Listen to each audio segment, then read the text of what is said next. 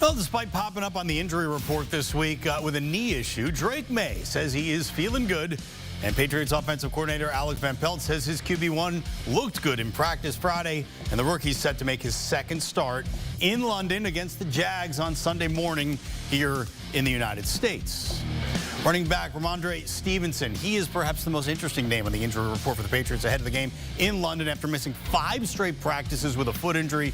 Stevenson made his way back to the pitch, as they call it over there, on Friday, and is one of 7 questionable Patriots players. Starting left tackle Darian Lowe downgraded to out. He didn't make the trip after suffering an ankle injury in the loss to the Texans last weekend.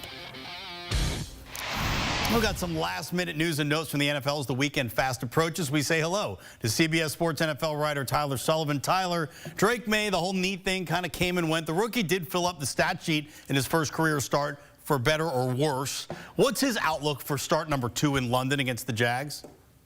Yeah, I think when we were looking at Drake Maye going into the season and trying to pinpoint a moment of where the Patriots could insert him as their starting quarterback, this was a game a lot of people looked at because it is somewhat of a soft opponent. So obviously it's not his first start in the NFL. It's his first in London and second career in the NFL.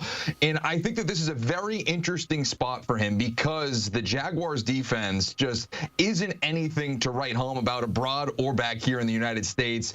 In the red zone this season, they are allowing their opponents to score touchdowns on 76% of those trips. So that tells me that Drake Maye is going to have opportunities to find the end zone again and again in this game. Obviously threw 3 touchdowns in his debut last week, and I think that we could maybe see a continuation of that against Jacksonville. You can't really say the Patriots have a lot of winnable games on their schedule this season. This is certainly one of them. Maye had 3 touchdown passes, threw 2 interceptions as well. I'm sure he'd like to clean that up. Last week at this time, pardon me, we were kind of talking about Anthony Richardson maybe getting back in the lineup for the Indianapolis Colts. And then he wasn't even active for that game against the Titans. So here we are again. Richardson expected to go against the Dolphins now. And now coming after Joe Flacco had a really good showing in a loss and now leading the Colts to a victory in Week 6. Here's the question, Tyler. How short is that leash going to be on Richardson if, in fact, he does get the start in this game? Yeah, it really is interesting, right? Joe Flacco is just the dude that never goes away, and he's the ageless wonder now in the NFL because he has been so prolific for this Colts team, and it's reminiscent of what he did with Cleveland last year. I think it's a little bit of a different situation, though. I don't know if there's a short leash for Anthony Richardson here because of the investment that this team put into him. A top 5 pick in the NFL draft a couple of years ago, and you could see the potential. The production hasn't been there. You can see that completion percentage, 51%. That has to be better.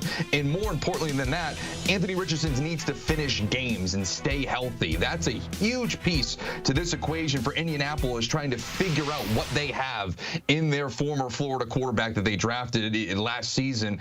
And to me, I just think that, yes, sure, he might struggle. He might have those young lumps as a young quarterback does, but I don't know if you give him the hook right now because you're still trying to figure out who he is and what he's going to be for you going forward. So as much as he may struggle, I do question as to how quickly he'll be thrown to the sideline. A lot of upside with Anthony Richardson as the Colts get ready to take on the Miami Dolphins. Steelers are an interesting situation. Justin Fields wasn't exactly the guy everyone thought might start week 1, but then Russell Wilson's got the calf thing. He's been out all year. Steelers now 4-2. Doesn't feel like Fields, though, has really got a stranglehold on that starting position. In fact, Russell Wilson getting first-team snaps during practice this week. Mike Tomlin saying he's going to leave that decision as to who's going to start on Sunday night against the Jets in-house.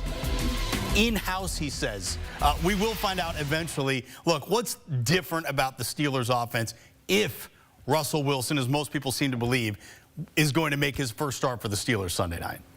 Yeah, it seems like all signs are pointing in that direction. Obviously, it remains to be seen. This is a really interesting decision here for Mike Tomlin because, on the one hand, you can kind of make the case for Russell Wilson to start in this game now that he's fully healthy. He was named the starter going into the season. Obviously, just had that calf injury pop up and was thrusting Fields into the starting lineup. But now that he's healthy, you could say, okay, this was our guy going into the season. This was our plan. Let's see it through. And Justin Fields, while impressive in certain regards, places, not impressive in others. He had a 74 completion percentage in his first start of the season, but then over the last 2 weeks, he's regressed. 56% completion percentage, and you watch the games that he's played in, and you'll see some really exciting plays, and obviously he can make plays with his legs, but then you see some elementary throws that he misses at times, and you just wonder, is Mike Tomlin looking for a little bit more of a stable figure under center? And so Russell Wilson could possibly bring that, but you are 4-2, and he has played well, and the team has played well with Justin Fields, and so if you're going to make this move, you do run the risk of rubbing the locker room the wrong way, putting yourself in a bad position overall. Again, this team's 4-2. They're tied in for first place in the AFC North. Making a quarterback change under those conditions is almost unheard of in the NFL. So it's certainly interesting here for Tomlin. Yeah, look, the Steelers did that to themselves this offseason when they went out and got both of these guys. Now you have them. We'll see what happens. Hey, that is Tyler Sullivan, CBS Sports NFL writer. Tyler, thanks so much for your time. Appreciate it. And this Sunday on CBS, it's C.J. Stroud and the Texans heading to Lambeau Field to take on Jordan Love and the Packers. We'll also see Josh Allen, Joe Burrow, and Jaden Daniels all in the afternoon slate. And you can stream your local games all season long on Paramount+.